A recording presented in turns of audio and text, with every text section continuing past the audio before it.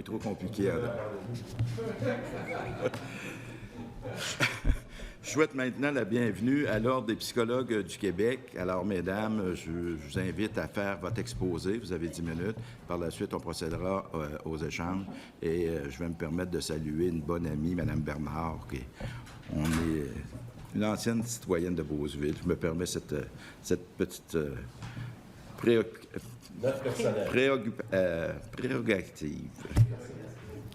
On vous le permet. Merci, M. le ministre. Ouf, je ne me ferai pas chicaner. Alors, Monsieur le Président, Monsieur le ministre, membres de la Commission, l'Ordre des psychologues du Québec apprécie énormément cette occasion, cette opportunité que lui offre la Commission de la santé et des services sociaux de réagir au projet de loi 15, qui vise à rendre le système de santé et les services sociaux plus efficaces.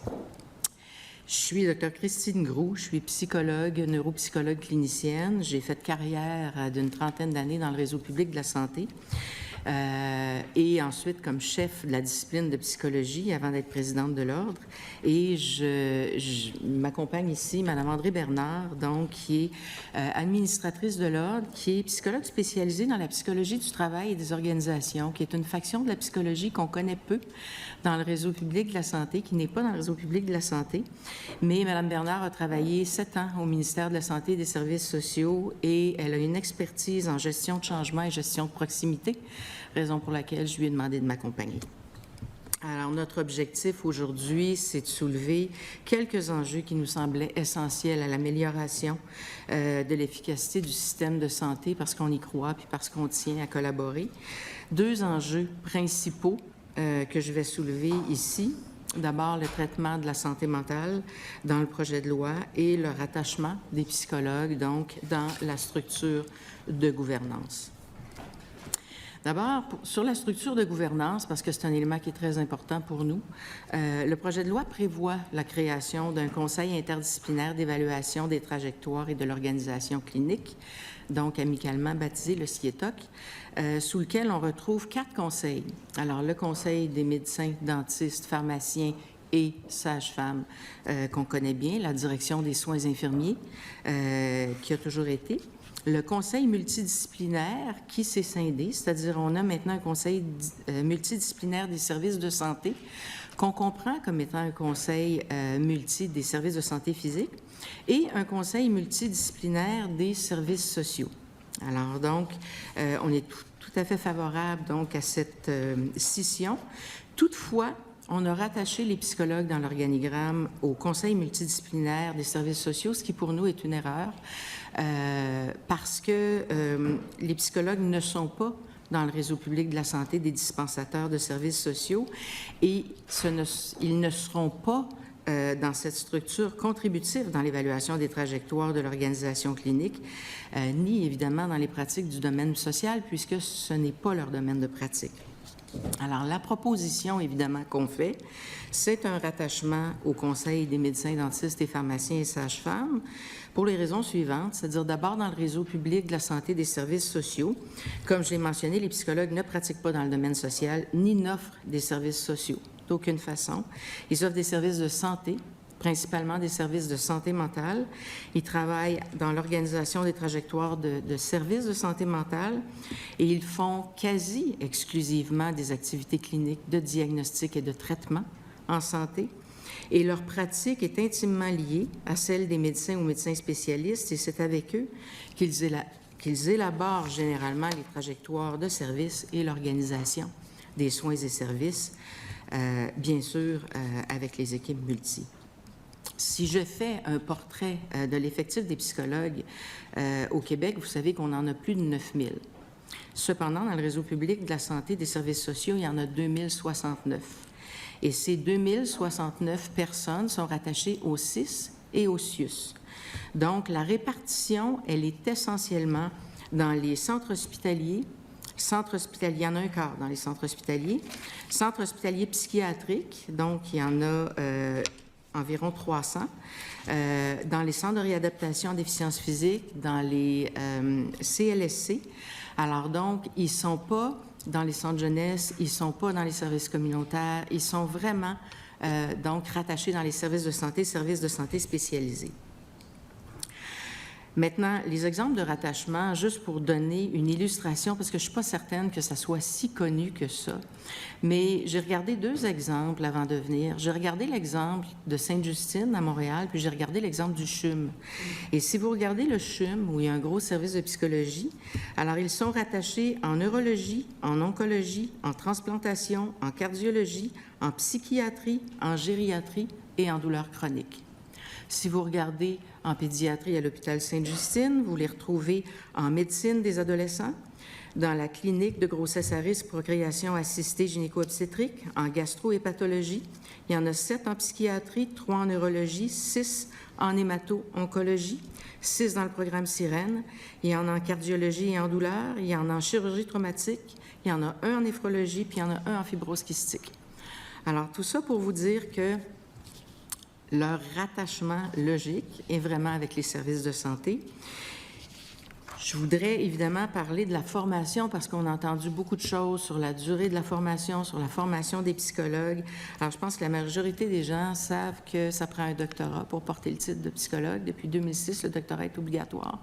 Mais ce n'est pas un doctorat professionnel, donc, qu'on fait à partir de l'entrée à l'université. Il y a d'abord un baccalauréat de 3 ans qui est théorique, où on apprend des connaissances générales, donc en comportement humain, en santé mentale, après quoi ceux qui sont admis font un doctorat qui dure en moyenne 6 ou 7 ans, pour une durée totale d'études de 9 ou 10 ans. Alors, quelques exemples de ce que font les psychologues dans le réseau. Diagnostic des troubles neurodéveloppementaux, diagnostic des troubles neurocognitifs dégénératifs, les fameuses démences, diagnostic des problèmes de santé mentale, troubles dépressifs, troubles anxieux, troubles de personnalité, troubles psychotiques. Diagnostic différentiel en santé mentale. Le diagnostic différentiel, c'est quand on a quelque chose de très compliqué en santé mentale, puis que la symptomatologie ne nous permet pas de départager, puis qu'on est obligé d'aller plus loin dans la structure psychique. Et là, on est obligé de référer à une instrumentation, puis à des cadres conceptuels autres. Et là, les psychologues sont extrêmement contributifs. Diagnostic des troubles cognitifs pour les neuropsychologues, évidemment. Évaluer l'impact d'un traumatisme crânien sur les comportements, par exemple, sur les fonctions mentales supérieures. Évaluer la pertinence d'un traitement médical ou d'une transplantation. Traiter la dépression, traiter l'anxiété, traiter un trouble mental. Évaluer le type de traitement qui peut être pertinent pour un patient qui pose des problèmes de santé mentale. Parce que ça prend une gamme de services en santé mentale, ça prend une gamme de traitements à offrir aux personnes, mais il faut être capable d'évaluer quel est le bon traitement et de quoi la personne est capable en termes de traitement. Alors, en conclusion, je tiens à saluer les orientations du projet de loi.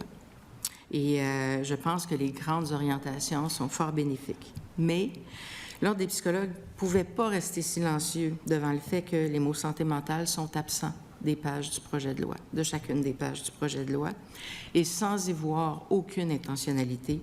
C'est peut-être juste symptomatique de la place de la santé mentale et de la place qu'elle occupe par rapport à la santé physique. Et c'est peut-être aussi une méconnaissance de à quel point la santé mentale et la santé physique sont difficilement séparables parfois et à quel point on a avantage à avoir une perspective de santé globale. Il serait bien triste, à notre avis, de voir que la santé mentale soit reléguée à tort dans les services sociaux. Et là, j'insiste, les services sociaux sont des services extrêmement importants. Et ce sont des services qui sont extrêmement importants en santé. Mais ce ne sont pas des services de santé mentale et il faudrait vraiment éviter cette confusion-là qui est déjà très grande à mon avis. Et sans disposition expresse, donc, concernant la santé mentale, malheureusement, elle va encore rester la responsabilité de tout le monde, mais surtout la responsabilité de personne. Et parce qu'il n'y aura pas d'instance qui va être imputable des services à offrir. Le projet de loi 15, c'est une occasion en or. C'est une occasion en or pour redonner à la santé mentale la place qu'elle mérite, pour lui donner la considération qu'elle mérite, pas juste pour éviter que les médias en parlent quand il y a des tragédies, pas juste pour éviter qu'on en parle parce qu'on ne s'en occupe pas comme il faut.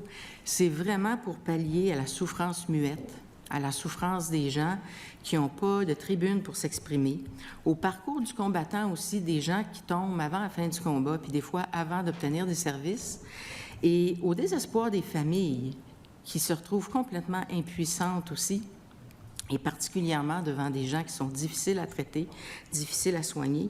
Alors, c'est une occasion en or d'offrir aux Québécois, dont nous sommes, des soins à la hauteur de ce qu'ils méritent en santé mentale, comme dans le reste de la santé.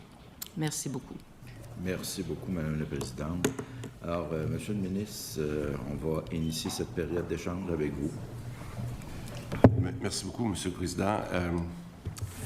Je vous écoute, là, puis c'est probablement une des raisons pour lesquelles on a des commissions parlementaires quand on fait des projets de loi, pour justement avoir un peu de recul une fois qu'on a écrit la loi, puis qu'on pense qu'on a couvert tous les angles, puis on se dit « Oh mon Dieu, quand je vous entends aujourd'hui, c'est tellement clair. » Puis avec ce qu'on a vécu en pandémie, je ne pense pas qu'il y a personne dans toute l'équipe de législateurs qui a travaillé sur ce projet de loi-là qui s'est dit « On va oublier la santé mentale. » Vous l'avez bien dit. Par contre, le recul que vous nous donnez aujourd'hui, c'est de dire « Ça, là, on a une occasion en or de profiter puis faire cette correction-là. » Je parle à mon collègue ici, là, Dr Bergeron, je pense que c'est assez clair ce que vous avez dit. Je veux juste vous relire. Je voulais vous dire, moi, j'ai la chance, je ne connaissais pas ça, la psychologie, beaucoup avant mon rôle en santé. Puis je travaille avec une psychologue tous les jours. J'en profite pour la saluer parce que Mme Savoie, elle ne dit pas, mais elle est psychologue. Bonjour, Madame Savoie. Alors, notre sous-ministre en santé est psychologue. Et elle est très bonne. C'est juste le mentionner quand on parle de psychologue. Écoutez, il y a une recommandation de la commission Laurent. Je vais vous la lire parce que si on l'a mal interprété, je pense que c'est l'occasion idéale parce que moi, j'aimerais me concentrer sur le point, puis après ça, il y aura peut-être de mes collègues qui voudront intervenir. Mais la commission Laurent, là, qui a fait sur la DPJ, elle avait de nombreuses... puis je vous la lis parce que peut-être ça vous dit sûrement quelque chose. Elle a dit « Scinder au sein des SUS et des CIUS le conseil multi... » Puis dans ce temps-là, elle ne savait pas qu'on avait le projet de loi 15, là. Mais elle dit « Scinder au sein des SUS et des CIUS le conseil multidisciplinaire, qui existe encore aujourd'hui, par la création d'un conseil professionnel des intervenants psychosociaux. » Donc, au moins, elle était d'accord qu'il y ait une place spécifique. Ça, c'est vous. Mais moi, de la façon dont je le comprends, où on le mettait, en tout cas, jusqu'à vous entendre aujourd'hui, on le mettait du côté des services sociaux. Ce qu'elle recommande, dites-nous qu'est-ce qu'on n'a pas compris ou qu'est-ce qu'il faudrait ajuster. Mais je pense que de redonner une place aux services sociaux puis de reconnaître qu'il y a une place importante, c'est un bon coup. Vraiment, je peux vous dire qu'il est très content de ça. Oui, un peu comme les infirmières trouvaient qu'ils n'étaient pas au bon niveau, les services sociaux viennent de monter aussi au même rang que les autres. Absolument. OK, ça, on est d'accord. On est d'accord avec ça. Mais c'est l'endroit où on le met, vous êtes moins d'accord? C'est non, ça c'est l'endroit où on met les psychologues. C'est de confondre la santé mentale avec les services sociaux, qui est une erreur. C'est-à-dire que des services de santé mentale sont vraiment des services de santé. Donc, on diagnostique, on traite, on soigne. Des exemples où ils sont à Sainte-Justine. Exactement. Et de ce qu'ils font. Je vous donnais des exemples de ce qu'ils font. Qu'est-ce que ça fait au quotidien, un psychologue qui travaille dans le réseau public de la santé tous les jours. Moi, la majorité des requêtes que j'avais, c'était souvent pour clarifier le diagnostic en santé mentale ou encore pour me prononcer, par exemple, sur l'aptitude de quelqu'un ou encore pour me prononcer sur le traitement ou la pertinence d'un traitement. Puis je travaillais en collaboration avec des médecins spécialistes et avec des équipes multi tous les jours, mais c'est la raison pour laquelle on faisait appel à moi.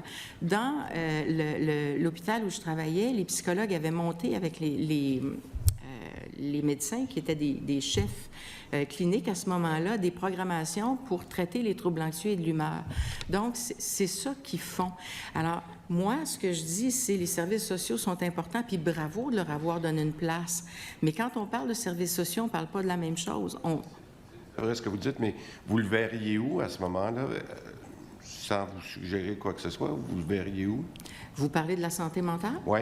Bien, écoutez, nous, on propose de le mettre au Conseil des médecins dentistes et pharmaciens parce que... Oui, parce que ce qu'on fait est relativement près de ce que peut faire, par exemple, un médecin psychiatre. La différence, c'est que dans les deux cas, on va faire du diagnostic de troubles mentaux, diagnostic de troubles neuropsychologiques. Le traitement qu'on fait est un traitement psychothérapeutique. Le traitement que le psychiatre fait, généralement, parfois il est psychothérapeutiques, souvent il est pharmacologique, c'est des traitements complémentaires. Mais cela dit, on était d'accord sur le fait que le Conseil multi, c'est une entité qui s'est créée, je vous dirais, assez récemment quand même, quand on a aboli les services professionnels, et il y avait beaucoup trop de professions dans les conseils multi, ce qui fait que il y avait un mélange des genres. Donc, d'avoir scindé les deux, c'est très bien. Mais il n'y a pas de direction des services de santé mentale. Alors, je me dis, où est-ce qu'elle va se faire, l'organisation de la trajectoire de services en santé mentale? Bien, probablement que le plus logique, c'est au Conseil des médecins dentistes. Puis, je vais passer rapidement la parole, mais dans les intervenants qu'on a entendus il y a 2 semaines, on parlait du patient partenaire. Si on demandait aux patients partenaires, là, quand on regarde le continuum de soins, parce qu'on a dit qu'on était intéressé à le mettre justement sur le comité interdisciplinaire pour que le patient partenaire puisse voir. Ils diraient quoi, eux, si vous écoutez aujourd'hui, vous mettrez où, dans le CMDP ou dans le comité multidisciplinaire, selon vous? Je ne sais pas où est-ce qu'ils nous mettraient. Mais je pense qu'il nous associerait probablement plus à l'hôpital, davantage à l'hôpital aux médecins spécialistes. Oui, davantage à la clinique, ça c'est très, très, très clair. Ça me fait sourire parce que les patients partenaires, comme nous d'ailleurs, sont pas toujours des experts en structure. Puis souvent, ce qu'ils vont dire, c'est, puis c'est ce que vous essayez de faire, Monsieur le ministre, donnez-nous des structures qui font du sens pour nous. Donc, c'est exactement leur demande. Alors, qu'on est ici aujourd'hui, là, oui. C'est quand je dis qu'on écoute avant de décider, quand j'entends des présentations comme la vôtre. Mais je vais laisser mes collègues qui ont des questions, mais merci beaucoup pour votre présentation. Merci de votre écoute. Merci. Madame la députée de Bonaventure. Oui, bonjour. Bonjour tout le monde. Merci d'être là aussi. J'aimerais revenir justement sur le fait de vous ajouter sur le CMDP, maintenant SF aussi. Donc, sur cette action-là, je ne sais pas si vous avez des choses à ajouter sur les bénéfices que ça peut avoir sur votre profession, mais j'aimerais aussi vous entendre sur les bénéfices que ça peut apporter sur l'expérience patient et si ce serait suffisant aussi, cette action-là, pour éviter cette confusion-là dont vous parlez au sein de la population.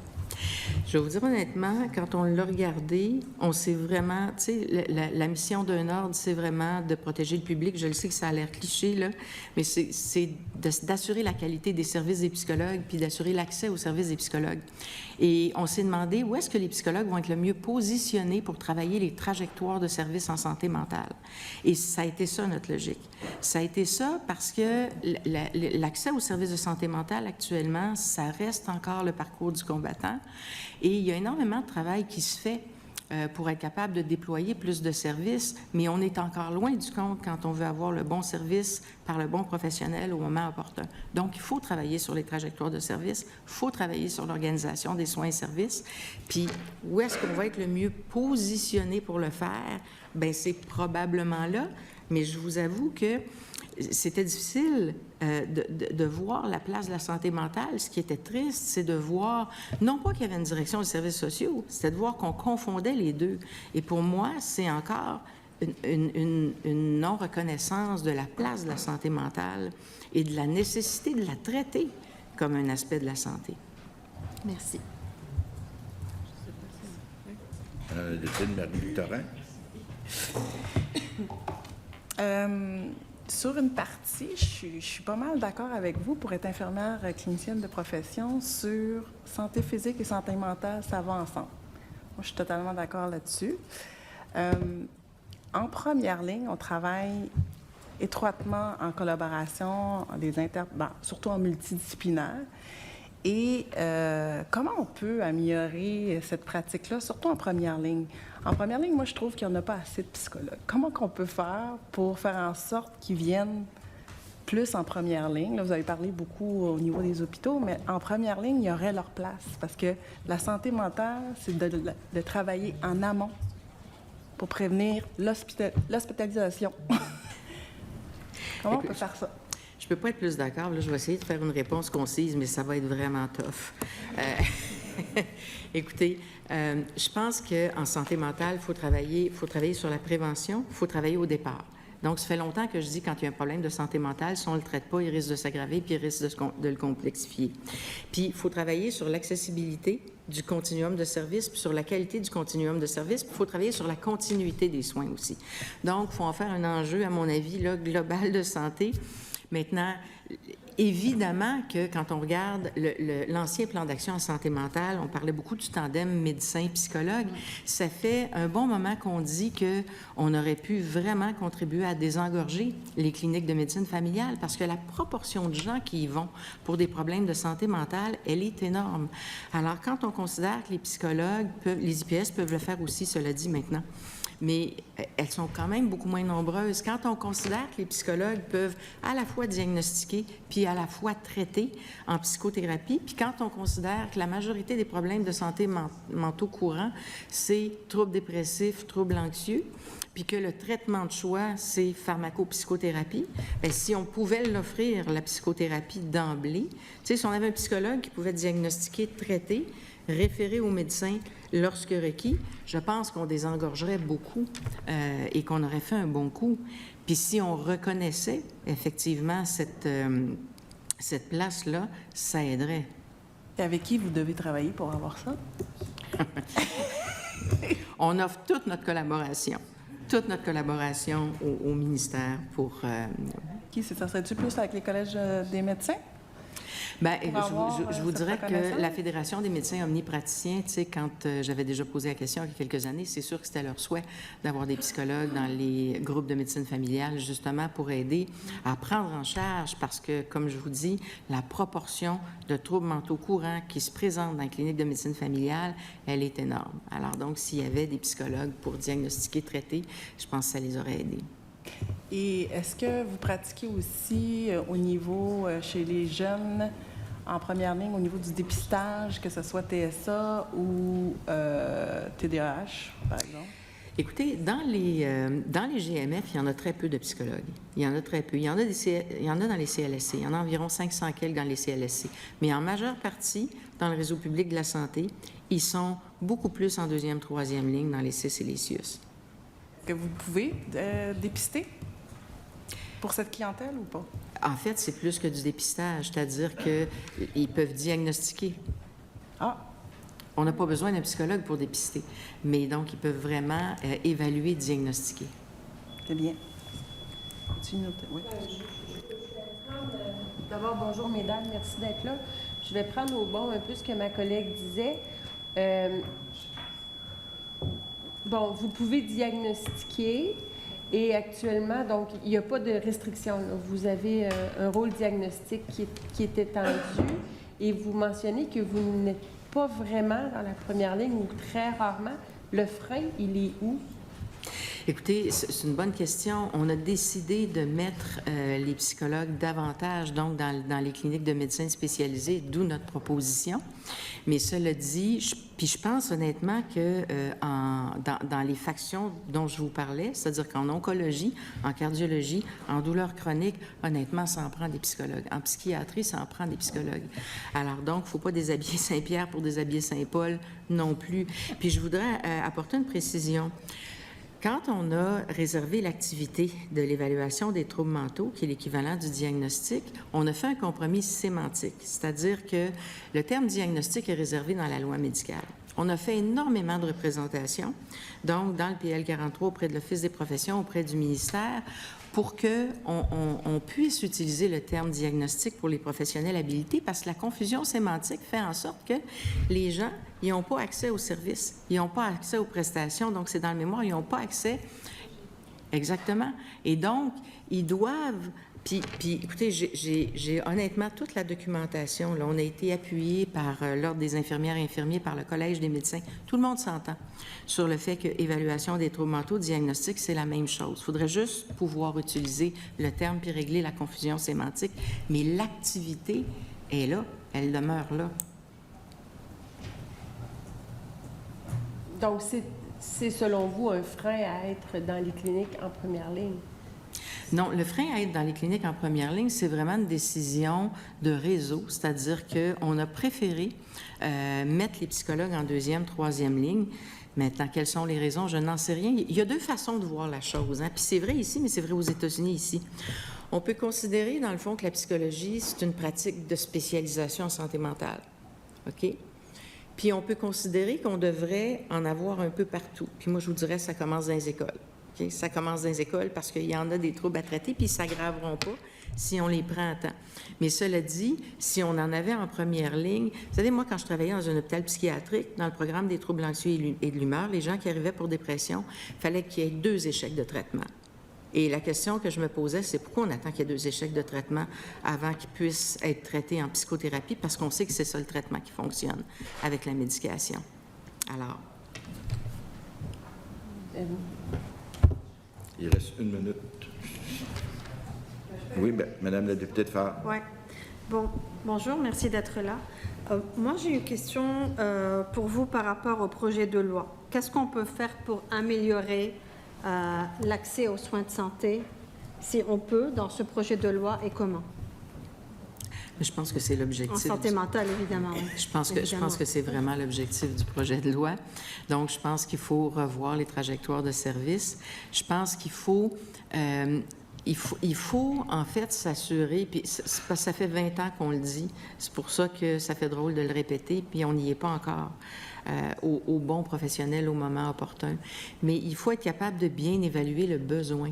Il faut être capable de bien évaluer de quoi la personne a besoin pour bien l'orienter plutôt que de lui offrir une offre de service qui n'est pas faite pour lui. Ça, je pense que c'est fondamental. Et il faut regarder les trajectoires de service, puis il faut qu'il y ait une continuité de soins. Ça, c'est vraiment fondamental. C'est-à-dire qu'il faut vraiment... Et ça, je pense que malheureusement, ça s'est perdu, cette continuité, mais il faut vraiment y revenir. Merci beaucoup. Alors, Monsieur le député de Pontiac, c'est à vous. Merci, Monsieur le Président. Bonjour, Mme Groux. Bonjour, Mme Bernard. Toujours heureux de vous avoir en commission parlementaire. Vous avez toujours une perspective intéressante. Et d'ailleurs, vous êtes vraiment le seul groupe qui se concentre, disons, où votre pain puis votre beurre, c'est vraiment la santé mentale. Vous avez mentionné les IPS tantôt qui viennent après vous et qui en a une partie de leur pratique, c'est de la santé mentale. Il y a une spécialité santé mentale, mais vous, là, c'est vraiment le cœur de votre pratique. Alors, ça fait du bien d'entendre votre perspective. Puis, comme le ministre le disait, on ne l'a pas entendu encore. Donc, ce que vous nous amenez par rapport au fait que la santé mentale n'est pas mise de l'avant, disons, dans le projet de loi, puis vous dites que c'est pas un reproche, c'est juste un constat de la façon qu'on pense à la santé mentale, que ce soit au ministère, que ce soit au gouvernement ou de façon générale, même dans la société, là, ça en fait partie. Dans votre recommandation par rapport au CMDP et le CMDP sage-femme, parce qu'on ajoute les sages-femmes qui, eux, veulent sortir du CMDP sage-femme, mais vous qui voulez entrer dans le CMDP sans sage-femme, on va faire un échange. Ouais. Mais est-ce que vous voyez, de votre point de vue, là, est-ce qu'il y a d'autres professionnels en santé mentale qui devraient être inclus là-dedans, ou est-ce que c'est seulement les psychologues? Je comprends que vous êtes là pour parler pour les psychologues, mais de votre perspective de soignants en santé mentale, est-ce qu'il y a d'autres groupes qui devraient être inclus là-dedans plutôt que dans les services sociaux, disons? C'est toujours gênant de parler pour les autres, mais la perspective que j'ai eue en faisant cette proposition-là, puis qu'on a réfléchi, c'est une perspective de qui sont ceux, en dehors des psychiatres, là, qui s'occupent de la santé mentale, qui sont ceux qui, à peu près exclusivement dans le réseau public, diagnostiquent et traitent. Puis je vous dirais que, parce qu'il y en a d'autres, notamment, par exemple, les orthophonistes, mais ils sont déjà donc dans les services physiques. Mais les seuls autres qui pourraient s'y apparenter, ce sont probablement les sexologues, mais ils sont très peu nombreux dans le réseau public de la santé. Cela dit, mais eux aussi, en fait, ils diagnostiquent le trouble sexuel et ils le traitent. Bien, ça demeure pour nous une piste à explorer d'ici l'étude article par article, à voir avec eux si c'est une avenue qu'ils veulent envisager. Je pense que la façon de se poser la question, c'est qui sont les gens qui diagnostiquent et qui traitent, puis sur quelle trajectoire de service on va travailler. nous, on ne peut pas travailler sur une trajectoire de service social. Puis on veut juste pas, c'est important les services sociaux, croyez-moi, c'est important en santé mentale, mais on veut juste pas que ça soit confondu comme étant la même chose, parce qu'on n'aura pas des bonnes trajectoires de services en santé mentale. Très bien. Là, vous nous dites, les psychologues ne sont peut-être pas à la bonne place dans l'organisation du conseil interdisciplinaire. Je prends un pas de recul. Les psychologues, de façon générale, puis vous en avez parlé tantôt à travers ce qu'ils pratiquent à la bonne place, à travers les GMF et autres. Une des choses que le projet de loi vient faire, c'est donner plus d'importance pour certains professionnels, pas vous, mais aux PREM, aux AMP. Est-ce que pour la profession de psychologue, ça doit être quelque chose qui est regardé, qui est étudié, à savoir est-ce qu'on a des psychologues dans le réseau aux bons endroits en ce moment?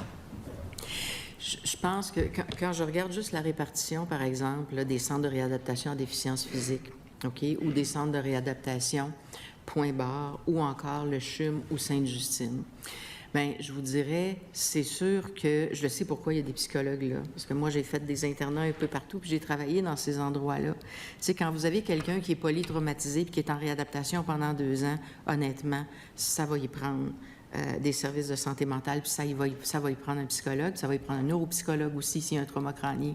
Quand vous avez quelqu'un qui est suivi en oncologie, puis qui appréhende la mort, ou quelqu'un, par exemple, qui vit avec des douleurs chroniques, tu sais, l'interaction, l'influence des douleurs chroniques sur la dépression, sur le trouble anxieux, sur le psychisme de la personne, vous n'avez pas idée comment c'est important.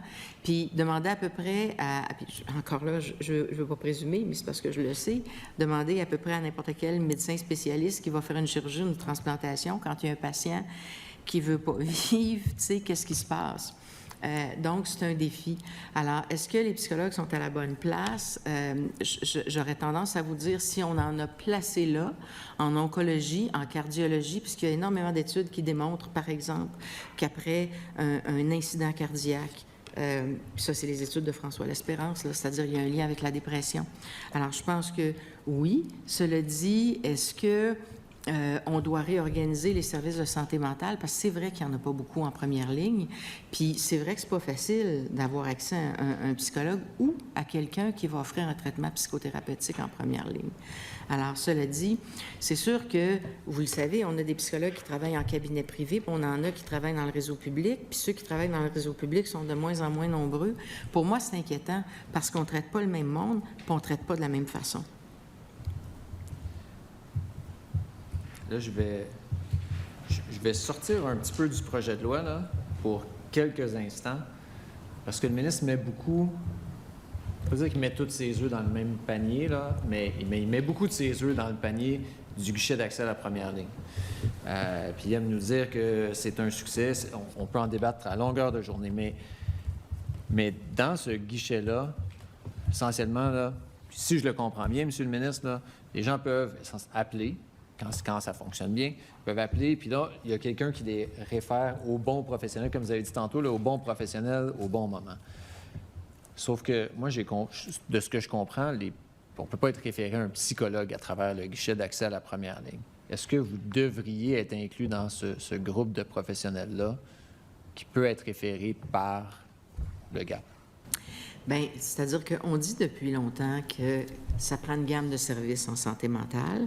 Puis le défi, effectivement, c'est de bien évaluer. C'est-à-dire qu'il faut que l'évaluation... Puis vous savez, quand quelqu'un arrive en santé mentale, à l'époque, on avait des modules d'évaluation liaison. Quand quelqu'un rentre au guichet, il y a une première évaluation qui se fait. Mais souvent, l'évaluation en santé mentale, elle va se faire en continu aussi. Donc, il ne faut pas arrêter ça à la première évaluation du guichet, mais la personne va voir un autre professionnel après qui peut réévaluer puis dire, bien finalement, je pense que peut-être que c'est ça que ça prendrait. Et nous, ce qu'on dit, c'est tous les gens qui demandent des services en santé mentale n'ont pas nécessairement besoin de voir un psychologue. Donc, mais par contre, ceux qui ont besoin d'avoir un, il faudrait qu'ils soient capables de le voir. Parce que, encore là, tu sais, c'est un peu comme de dire, est-ce qu'on veut offrir le bon service pour le bon problème? Puis le défi, bien, c'est dans l'évaluation, puis eux, dans l'offre de soins et services qu'on dessine. Donc, dans la trajectoire de soins. J'y reviens beaucoup. Mais, tu sais, au cours des dernières années, je caricature un peu, mais c'est pas tant le service dont la personne a besoin qu'on donnait, c'est le service qu'on offrait. Puis je pense que c'est ça que le ministre veut changer. C'est-à-dire que ce qu'on veut changer, c'est on veut offrir un service, on veut s'assurer d'offrir un service dont la personne a besoin. Puis en plus, on veut s'assurer de l'efficacité de ce service-là. Donc, je ne sais pas si je réponds adéquatement à votre question, mais je pense que c'est un petit peu dans la responsabilité de chacun. C'est sûr que, tu sais, dans le meilleur des mondes, quand je travaillais dans une équipe de santé mentale, puis qu'on était tout le monde autour de la table une fois par semaine, puis qu'on faisait en revue tous les patients, c'était clair entre nous. Moi, je pense que oui, lui aurait besoin de ça. Lui, peut-être éventuellement, mais pas nécessairement maintenant, tu sais, et etc. Donc, quand ça se discutait, c'est facile. Quand tu as les professionnels autour d'une table avec les histoires de patients. Dans les guichets d'accès, on n'a pas toujours ça. Donc, il faut vraiment aller chercher la bonne information. Puis, en plus, le défi, c'est qu'en santé mentale, des fois, c'est difficile d'aller chercher l'information. C'est pour ça qu'on ne l'a pas toujours tout de suite à l'entrée. Alors, nous allons poursuivre avec le député de Rosemont. Merci, M. le Président. Bonsoir, j'ai envie de vous dire. Oui, à cette heure-ci. Merci d'être là. Je vais y aller rapidement parce que j'ai pas beaucoup de temps. Alors, vous pardonnerez le manque de civilité. Vous dites que c'est pas judicieux de vous inclure là où on vous a mis, c'est-à-dire via les services sociaux. Je comprends, vous avez même dit verbalement c'est une erreur. Ma question est peut-être philosophique, là, mais pas tant. Là. C'est une erreur ou c'est un préjugé? Je ne suis pas certaine de comprendre votre question. Pourquoi vous n'êtes pas dans la santé, point, vu que vous faites de la santé? Moi, ça me paraît évident. Là. Vous dites que c'est une erreur, c'est pas judicieux. Est-ce que c'est un préjugé, c'est une méconnaissance? Comment ça fait que vous vous êtes retrouvé là?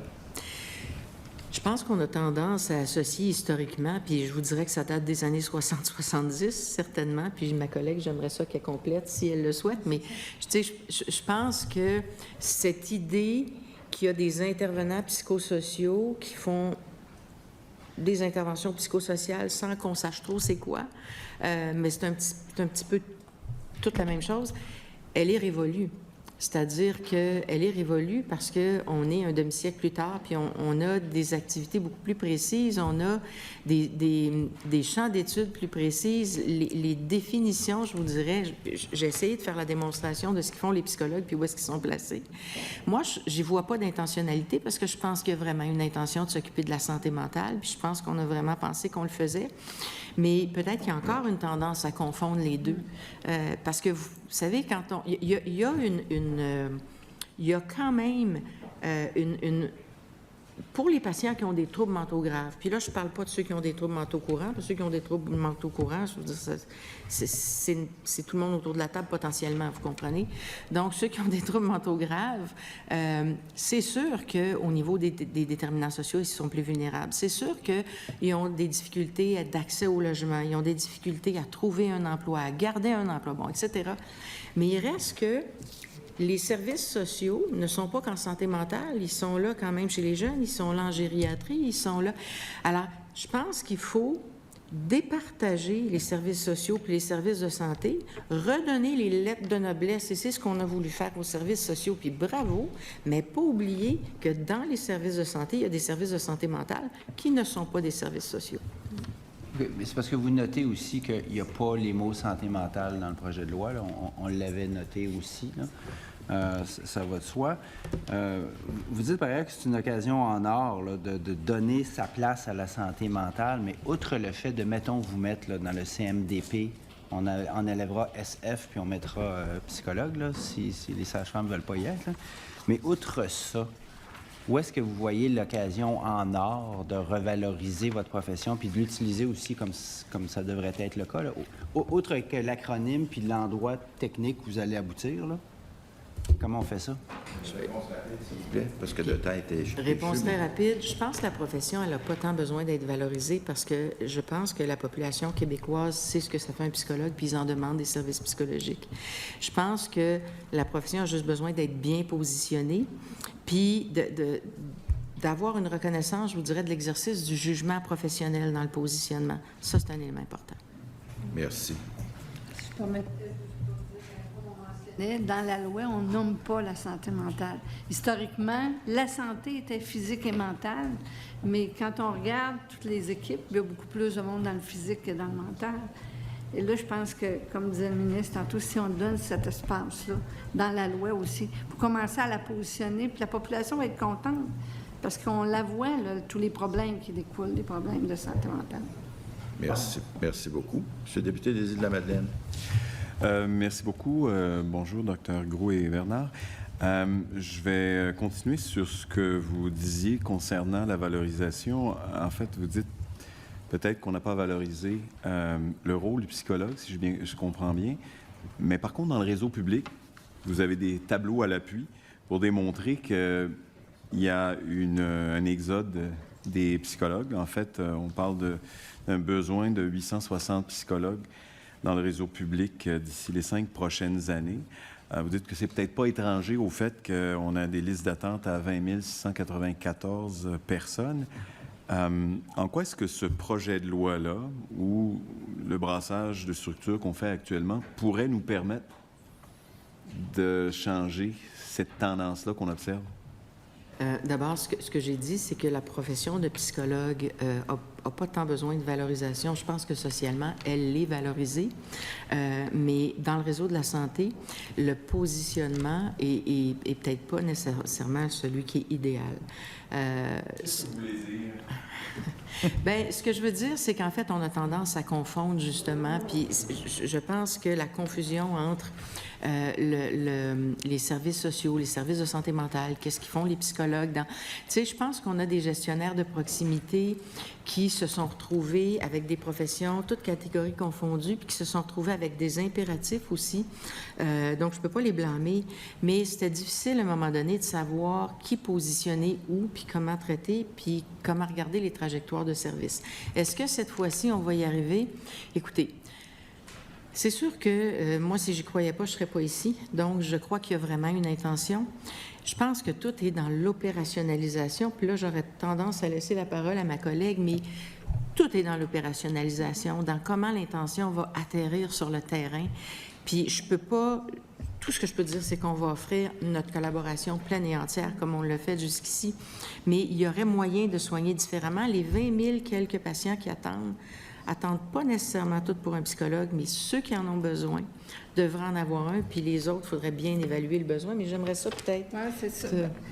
Si je regardais par rapport quand vous parlez, la gestion de la proximité, là, on a accueilli les psychologues du travail puis les experts au niveau de la psychologie du travail puis du management, sont unanimes à dire qu'on doit revenir vers une proximité. Fait que c'est pour ça qu'on l'accueille bien, parce qu'il y a eu un peu une tendance à dire on va sortir des gestionnaires de première ligne, le monde sont autonomes, puis ils peuvent se gérer. Mais on est arrivé avec des gens qui avaient beaucoup d'administratifs à faire, avec des gens qui étaient laissés eux-mêmes. Fait que, en introduisant la proximité, on le voit de façon positive. Et par rapport au travail du gestionnaire de proximité, ça va être important aussi qu'il soit un porteur de sens, mais aussi un faiseur de sens. Pourquoi je vous dis ça? C'est parce qu'un porteur de sens va porter la voix du ministère des orientations, il va porter la voix de Santé Québec, voici c'est quoi les orientations. Mais pour être un faiseur de sens, il faut qu'à ce moment-là, ces actions puissent être plus collées à la réalité. Et pour ça, à ce moment-là, ça va par la prise de décision, par l'écoute, la compréhension de ces gens.